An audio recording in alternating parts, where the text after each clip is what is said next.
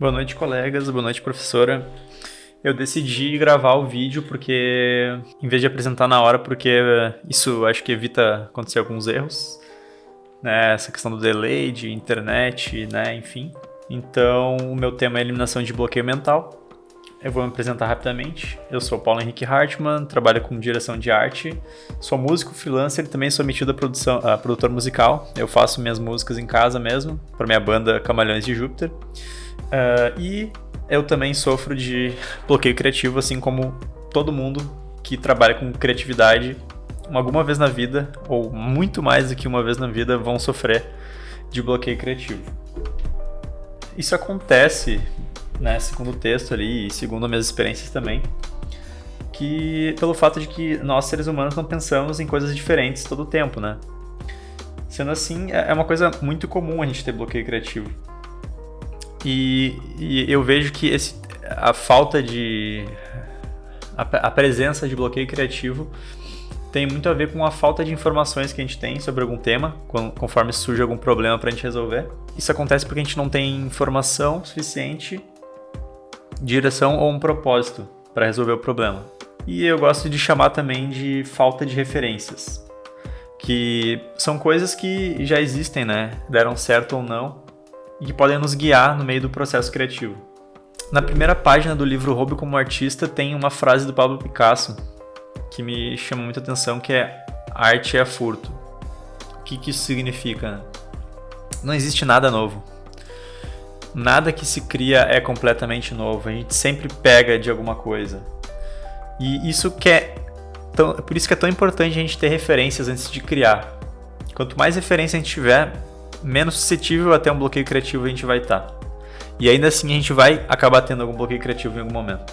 E de fato, nenhuma criação surge do nada, né? Toda inovação ela surge de algo que já existiu. Nada é novo e tudo se copia.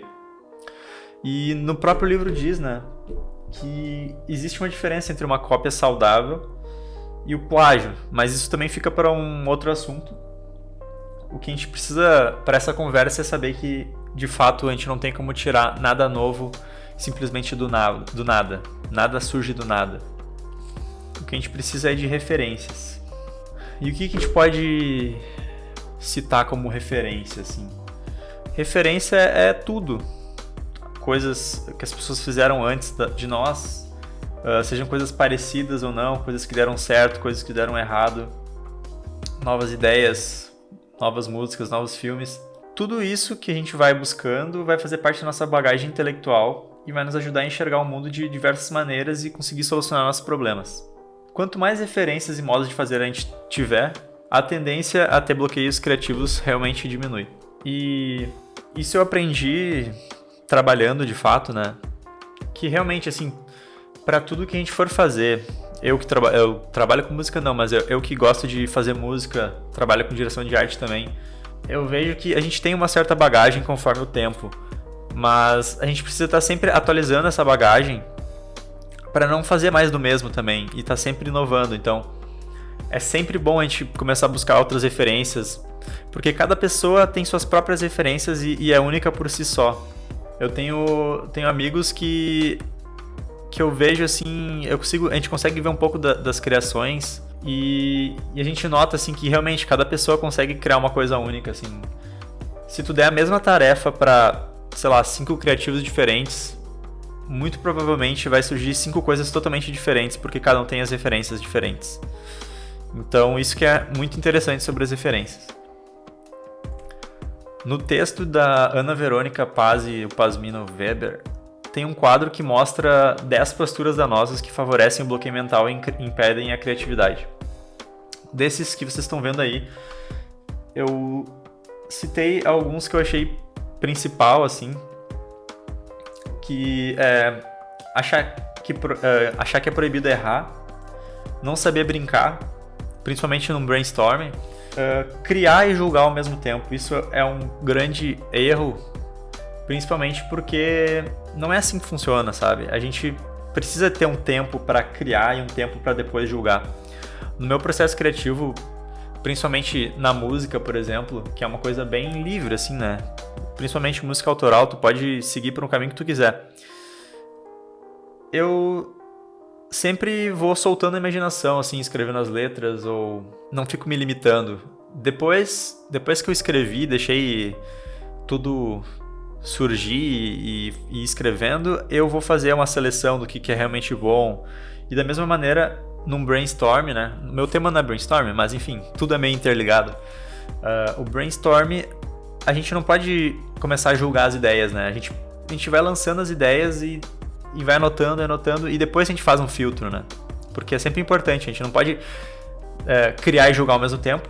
É sempre bom ter um tempo para cada uma dessas coisas. E também uma das coisas muito importantes que tem a ver com isso também é pensar que não é criativo. A gente tem que pensar que a gente é criativo, e criatividade é uma coisa que se desenvolve e não um dom divino ou alguma outra coisa do tipo. A gente tem sempre que desenvolver a nossa criatividade.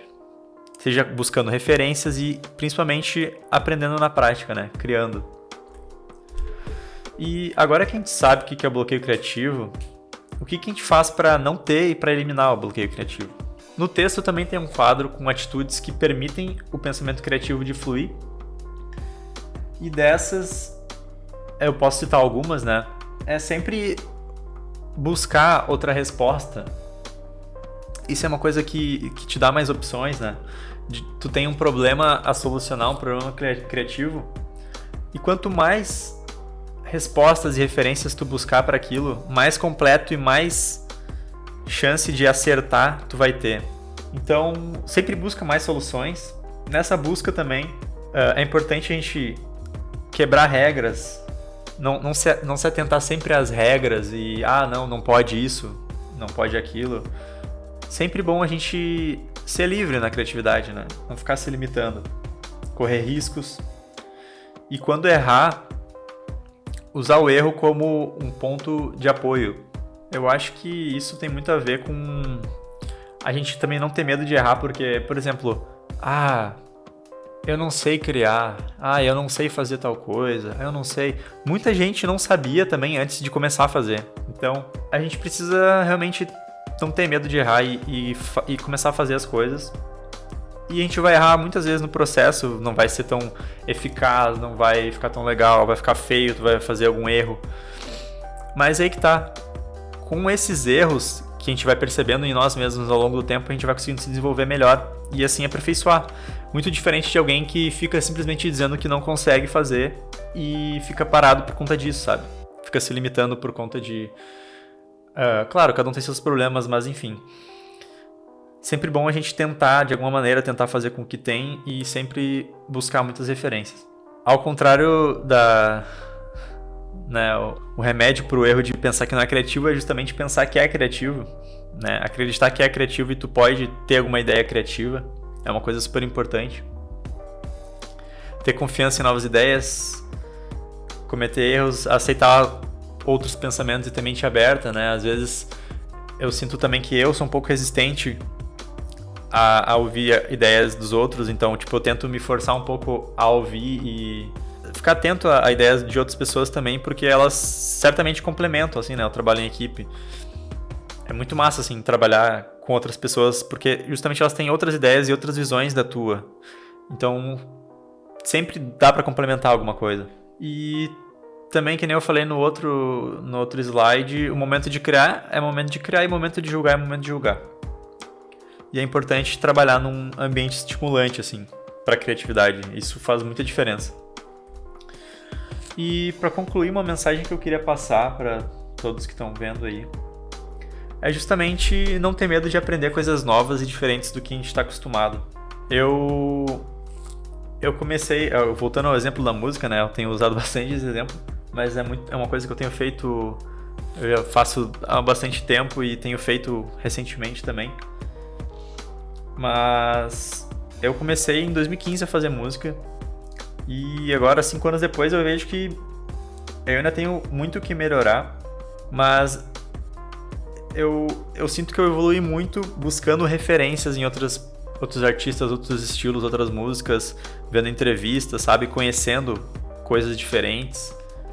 E também na publicidade, assim. Quanto mais artistas a gente conhece, mais campanhas, mais peças, mais mais referência a gente tem, mais a gente vai conseguir criar uma coisa melhor, assim, sabe? Porque a gente consegue ver algo que já existe, que já foi materializado, e assim, aproveitar, às vezes, pegar um elemento de tal campanha, um elemento de outra que a gente achou legal, e assim a gente vai montando nossas referências. Então, tipo, a coisa mais importante que a gente pode ter realmente são nossas referências, assim. A parte técnica, a parte de saber mexer no software é importante também, mas de nada adianta a gente saber mexer no software se a gente não tem nossas referências, a gente não tem nosso estilo. E tudo isso é uma coisa que se constrói, não é do dia pra noite, realmente. É uma coisa que a gente vai desenvolvendo conforme faz, assim. Muita gente aprende fazendo e eu acho que realmente é uma das melhores maneiras de se aprender, assim. Como eu disse, a gente é o que a gente consome, né? Então, a mensagem que eu queria deixar é, na hora de resolver os problemas, que a gente tenha boas referências e principalmente muitas referências. Porque isso vai ajudar muito a gente a não ter o temido bloqueio criativo. Enfim, por hoje é isso. Muito obrigado e boa noite.